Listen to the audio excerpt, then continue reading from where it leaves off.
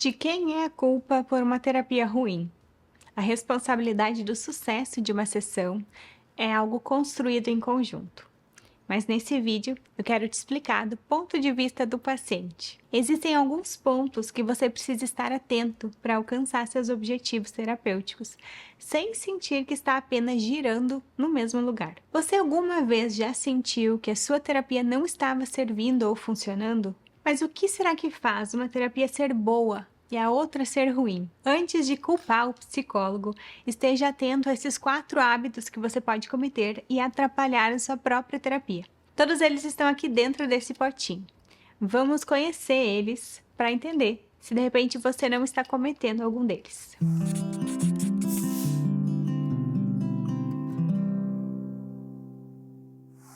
Eu sou a Anne Streit, sou psicóloga e aqui no canal eu posto muito conteúdo sobre autoconhecimento e saúde mental. Já aproveita para te inscrever para que o YouTube possa te mostrar mais conteúdos como esse e deixar o teu like nesse vídeo. Antes de qualquer coisa, a gente precisa deixar uma coisa clara. Terapia é investimento. De tempo, de energia, de dinheiro. Nem todo momento pode ser o momento ideal para fazer terapia. Nesse vídeo, a gente vai fazer uma análise do ponto de vista do paciente e não do terapeuta. Como você, enquanto paciente, pode aproveitar da melhor maneira as suas sessões e o seu processo. Do ponto de vista de abordagem psicológica, todas as respostas e os comentários que eu vou fazer aqui, eles são a partir da terapia cognitivo-comportamental. É nessa abordagem que eu sou especialista. Nosso primeiro tópico é evitar assumir a sua responsabilidade. Achar que terapia é um passeio ou que basta ir. É preciso assumir uma postura proativa. Exemplos, então, de não assumir a sua responsabilidade. Não fazer as tarefas de casa, não pensar nas questões que são trabalhadas, não querer pensar sobre a sessão, querer só resolver os problemas imediatos e não olhar a longo prazo, ter as sessões muito isoladas uma da outra, tanto em conteúdo quanto em tempo, sem que elas tenham conexão entre si.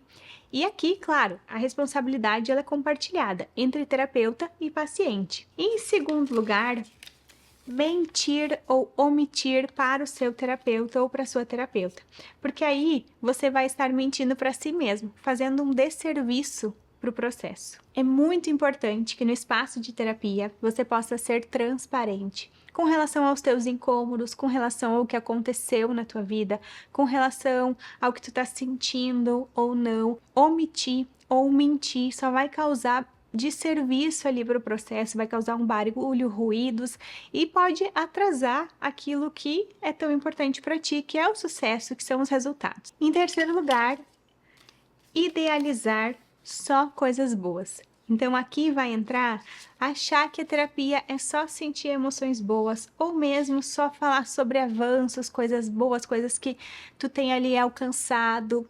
É preciso falar sobre o que não está bem, sobre o que te incomoda e lidar com os problemas a fim de dissolvê-los, de resolvê-los. Aqui vão entrar uns aspectos difíceis com relação ao próprio terapeuta e com a própria terapia, inclusive. Então, por exemplo, se o teu terapeuta está se atrasando, é importante que tu possa comentar sobre isso com ele, ou sobre os teus incômodos, sobre questões que te deixaram desconfortáveis no processo. Essa é uma responsabilidade do paciente. Claro que o terapeuta vai tentar entender, vai tentar olhar, só que o terapeuta não tem bola de cristal, por mais conectado que ele possa ser. Então, nesse tópico, é muito importante a transparência e poder lidar com as emoções difíceis também, poder olhar as emoções como um todo, os problemas, ser transparente com o teu terapeuta. E para isso, doses de dificuldade e desconforto precisam ser experienciadas. O principal objetivo da terapia psicológica não é transportar o paciente para um impossível estado de felicidade, mas sim ajudá-lo a adquirir firmeza e paciência durante o sofrimento. A vida acontece num equilíbrio entre a alegria e a dor. Quem não se arrisca para além da realidade jamais encontrará a verdade. E por fim, fugir das emoções. Evitar entrar em contato com as emoções difíceis ou com as emoções vulneráveis, evitar falar, evitar ter consciência do que você precisa ou quer trabalhar e não entrar nos assuntos importantes. Nesse aspecto, é fundamental que se tenha uma postura de enfrentamento e de coragem. Vamos ver juntos agora o que você pode fazer para ter uma boa terapia? Presença de corpo e alma. Então, esteja presente de corpo e alma na sua terapia. Se abra, se permita entrar em contato com a sua vulnerabilidade, compartilhe suas dificuldades e fragilidades. Terapia não é sobre desempenho, é sobre conexão. Se você estiver desconectado ou fazendo da terapia um espaço banal, vai tirar pouco proveito. Então esteja lá, de corpo e alma, aberto, entrando em contato com as tuas emoções, disponível emocionalmente para o processo, porque só assim aquela mudança vai poder ser genuína e efetiva na tua vida. Em segundo lugar, pesquisar a competência do terapeuta. Pesquise a competência profissional e avalie se é alguém que merece a tua confiança. Se você puder escolher a partir de indicações, melhor ainda. Não escolha apenas pelo preço. O nosso próprio conselho de ética do psicólogo proíbe que os profissionais divulguem o preço das sessões, justamente para que os pacientes não escolham em função do valor. Então, não deixe de julgar a competência profissional, mesmo que você precise de um profissional que atenda por um valor menor. E se não puder avaliar sozinho, busque terapia em alguma instituição de saúde ou mesmo em locais que ofereçam atendimento através de instituições de ensino de psicologia. Ali você estará mais assegurado pelas normas e pelos critérios institucionais. Uma outra forma é fazer uma reserva financeira antes de iniciar o processo, para que assim você possa iniciar com um profissional que você realmente confie e que é competente para exercer a profissão. A gente faz reserva financeira de tanta coisa, tem pessoas que fazem reserva financeira, inclusive para fazer cirurgias plásticas. Então, por que não fazer uma reserva para entrar na terapia, mesmo que daqui a pouco aquele valor das sessões cabe no teu orçamento? Faz uma reserva para evitar imprevistos, porque o processo de terapia, ele pode ser um processo de longo prazo. Então, ter uma reserva ali para que os impedimentos financeiros não impactem tão rapidamente ou diretamente o teu processo, pode fazer a diferença. Em terceiro lugar, uma autoavaliação. Então, veja o quanto você sente que os teus objetivos têm sido alcançados. Então, em primeiro lugar aqui, entenda qual é o teu objetivo ou quais são os teus objetivos para aquele processo de psicoterapia específico. Quando a gente vai muito aberto para o processo de terapia, o que pode acontecer e não é um problema, mas se a gente vai muito aberto, é importante que o início do processo seja especialmente para nos ajudar a entender esses objetivos.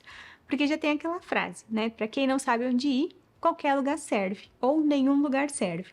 Então, veja quais são os seus objetivos, o que tu está esperando do processo, o que tu deseja daquele processo, quais os resultados que tu espera. Alinhe isso em terapia, seja franco com você mesmo, com o seu profissional ali, e veja o quanto você sente ao longo do percurso que esses objetivos têm sido alcançados. Na sua terapia, por exemplo, vocês falam sobre os motivos que te levaram até ali? Você sente que vocês tentam resolver o que precisa ser resolvido?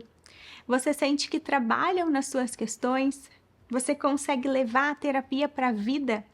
Sente que evolui em problemas e questões que são difíceis para você? Se você tiver respondido não para a maioria dessas questões, provavelmente seja a hora de repensar o teu processo de terapia ou mesmo de repensar o profissional ou a tua postura de autorresponsabilidade. Então aqui a gente está falando de um compromisso e uma clareza com os teus objetivos terapêuticos. Em quarto lugar, conexão emocional. Então, avalie o quanto você se sente compreendida, o quanto sente que o seu ou a sua terapeuta se importa de verdade com as tuas questões e com você.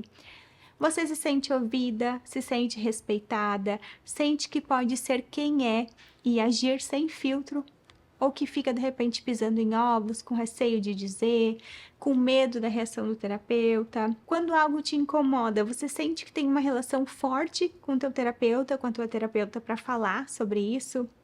Como que você lida quando algo que o terapeuta fez não foi do seu agrado? Viver uma relação de terapia em que você tenha conexão com o seu terapeuta é a relação de terapia que mais pode te beneficiar no processo, inclusive na conquista dos teus objetivos terapêuticos, sejam eles quais forem, independente se eles mudarem ao longo do processo. Você merece ter o melhor terapeuta do mundo, aquele que se conecta com você e que te ajuda a lidar com os desafios da vida de verdade. Eu espero que você tenha gostado desses itens aqui. Claro que esse vídeo são pinceladas, né, de tópicos importantes da terapia e que a diferenciação em terapia ruim e boa é ilustrativa, para que a gente possa ver a diferença. Se a gente for olhar aqui, a grande diferença está em responsabilidade e não responsabilidade, em conexão e em desconexão. E eu desejo que no teu processo de terapia tenha conexão, tenha responsabilidade e tenha resolutividade e efetividade. Me conta aqui nos comentários se você já sentiu que teve uma terapia ruim e por quê. E também me conta aqui se você já viveu uma terapia boa que fez a diferença na tua vida e que foi especial no teu processo de mudança. Não deixe de te inscrever aqui no canal para receber novas reflexões como essas. Muito obrigada pela companhia e espero que tenha feito sentido para você.